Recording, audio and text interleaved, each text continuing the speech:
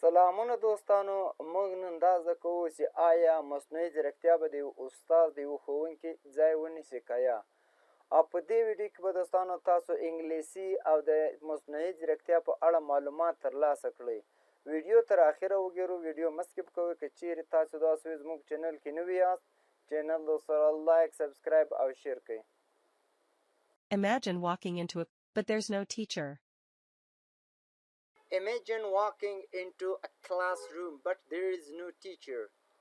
تصور وکړئ چې ټولګي ته ننوځئ خو ښوونکی نشته. Instead, an AI tutor knows your strengths and weaknesses better than you do. Lessons feel like video games. Instead, an AI tutor knows your strengths and weakness better than you do. Lessons feel like video game. پر ځای د مصنوعي ذهانت ښوونکی ستاسو قوتونه او ضعفونه ستاسو په پرتله ښه پیژني. درسونه د ویډیويي لوبو په څیر احساس کوي. Feedback is instant. And every student gets a personalized learning journey.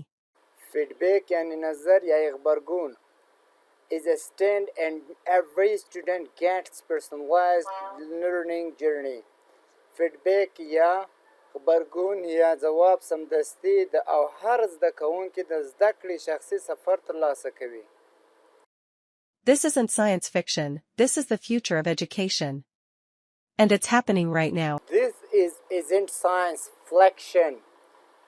This is the future of education and it is happening right now. دا د ساینسي افسانه نه ده. دا د زده کړې راتلونکی دی او همدا اوس پیښیږي.